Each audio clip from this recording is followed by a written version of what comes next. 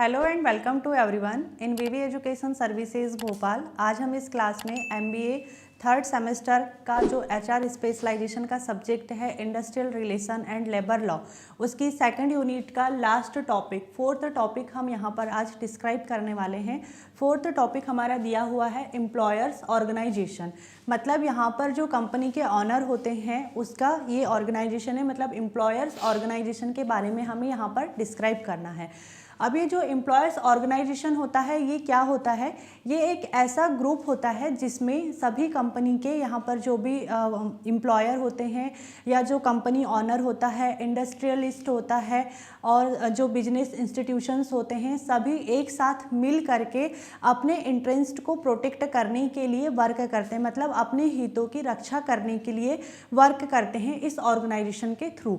अब यहाँ पर जैसे जो ये एम्प्लॉयर्स ऑर्गेनाइजेशन है तो ये यहाँ पर क्यों बनाया गया है? जैसे वर्कर्स के लिए ट्रेड यूनियन होता है वैसे ही यहाँ पर एम्प्लॉयर्स के लिए ये एम्प्लॉयर्स ऑर्गेनाइजेशन बनाया गया है। ठीक है, अब जो ये एम्प्लॉयर ऑर्गेनाइजेशन है, एम्प्लॉयर ऑर्गेनाइजेशन में क्या होता है कि जो डिफरेंट कंपनीज होती है, मतलब जो अलग अलग कंपनियाँ होती है या इंडस्ट्री होती है, वो वहाँ के जो भी कंपनी ऑनर है या एम्प्लॉयर हैं वो सभी एक साथ आ करके यहाँ एम्प्लॉयर ऑर्गेनाइजेशन में अपनी अपनी इंडस्ट्री के जो भी उनके डिस्प्यूट्स रहते होंगे उनके इंडस्ट्री में, उसके बारे में वो डिस्कस करते हैं।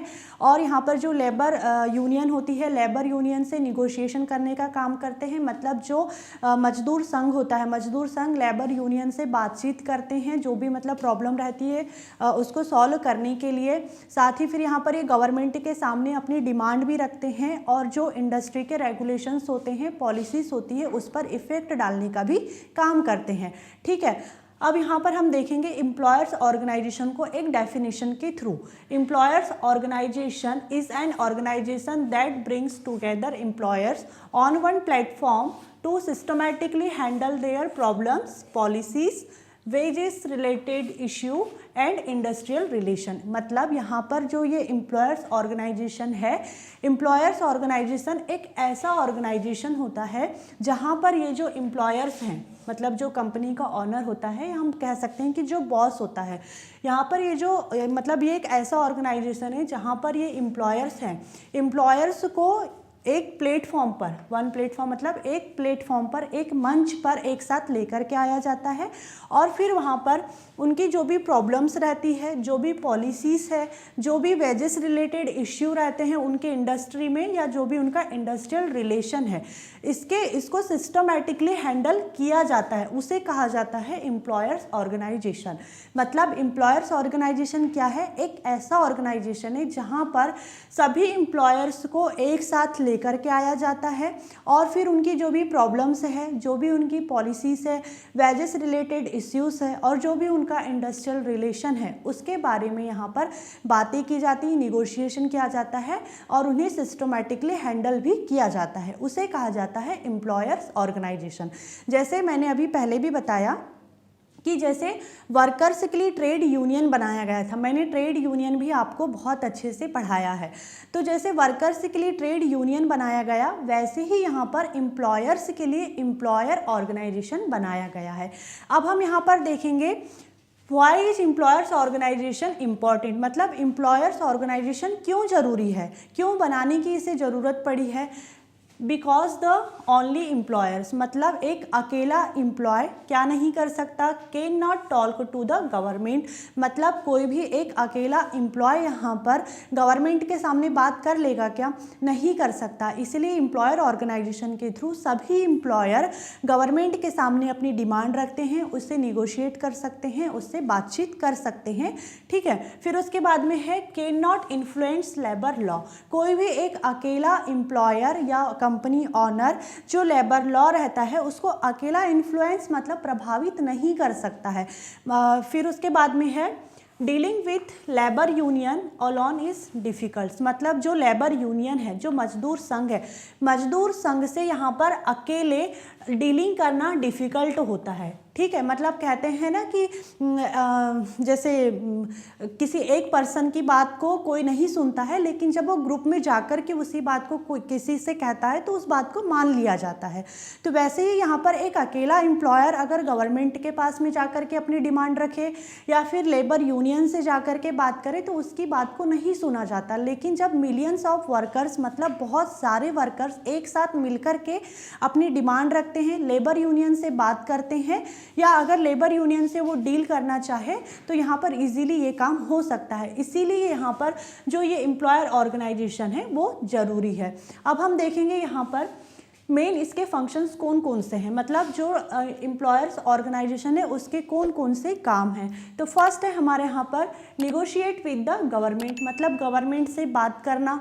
अब गवर्नमेंट से यहाँ पर किस चीज़ के लिए बात कर सकते हैं एम्प्लॉयर्स, जैसे जो लेबर लॉ होता है, टैक्स होते हैं, या फिर जो भी इंडस्ट्री के रेगुलेशंस होते हैं उसके लिए गवर्नमेंट से एम्प्लॉयर्स यहाँ पर बात कर सकते हैं, निगोशिएशन कर सकते हैं।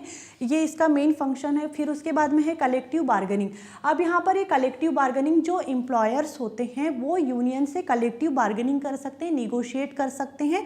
किस टॉपिक पर, जैसे जो सैलरी है, बोनस है, जो उनके वर्किंग आवर्स रहते हैं, वर्किंग कंडीशन रहती है, या जो भी उनकी मतलब सेफ्टी है, हेल्थ है, इन सारी चीज़ों को ले करके एम्प्लॉयर्स यहाँ पर यूनियन के साथ में कलेक्टिव बार्गेनिंग करते हैं। फिर उसके बाद में है creating uniform rules across the industry, मतलब जो इंडस्ट्री के एम्प्लॉयर्स रहते हैं सभी के लिए एक समान यहाँ पर एक एप्रोप्रिएट स्टैंडर्ड सेट किया जाता है। एप्रोप्रिएट मतलब एक उचित स्टैंडर्ड सेट किया जाता है। फिर है प्रोवाइडिंग लीगल एडवाइस। अब यहाँ पर जो एम्प्लॉयर्स होते हैं, एम्प्लॉयर्स को यहाँ पर लीगल एडवाइस भी प्रोवाइड करवाई जाती है, जैसे लॉ से या डिस्प्यूट से रिलेटेड जो भी इंफॉर्मेशंस होती है, या अगर उन्हें हेल्प चाहिए तो यहाँ पर एक मतलब जो एम्प्लॉयर्स होते हैं, एम्प्लॉयर्स को लीगल एडवाइस भी प्रोवाइड करवाने का इसका काम है। फिर है ट्रेनिंग एंड गाइडेंस। अब यहाँ पर जो एम्प्लॉयर्स होते हैं उनको ट्रेनिंग देना और गाइडेंस देने का भी इसका काम है। जैसे एम्प्लॉयर्स की अगर स्किल डेवलपमेंट कराना है, उनको एक बेटर मैनेजमेंट के बारे में बताना है, इंडस्ट्री में डिस्प्यूट्स को कैसे सेटल करना है, लेबर यूनियन से कैसे बात करना है, इन सारी चीज़ों के बारे में उन्हें ट्रेनिंग दी जाती है और गाइडेंस भी दिया जाता है। तो ये मेन फंक्शंस थे एम्प्लॉयर ऑर्गेनाइजेशन के। और ये सारे काम जो मैंने अभी बताई, जो भी फंक्शंस मैंने अभी बताई आपको, ये सारे काम, ये सारे फंक्शंस यहाँ पर एम्प्लॉयर ऑर्गेनाइजेशन के थ्रू एक एम्प्लॉयर को दिया जाता है। ठीक है, अब हम इसका एक एग्जाम्पल देखते हैं। जैसे मान लो कि एम्प्लॉयज़ की सैलरी इंक्रीमेंट को या सैलरी इंक्रीज को लेकर के प्रॉब्लम है। ठीक है, अब यहाँ पर सैलरी इंक्रीमेंट को लेकर के प्रॉब्लम है, तो सभी कंपनियाँ मतलब कहना चाहिए कि कोई भी एक कंपनी इस प्रॉब्लम को हैंडल नहीं करना चाहती है, सभी कंपनी एक साथ मिल करके इस प्रॉब्लम को हैंडल करना चाहती है। अब मान लो कि सभी कंपनियाँ एक जैसे एम्प्लॉयर ऑर्गेनाइजेशन, मान लो कि एक एम्प्लॉयर ऑर्गेनाइजेशन है, एम्प्लॉयर फेडरेशन ऑफ इंडिया, ठीक है, जिसे हम शॉर्ट में बोलते हैं EFI।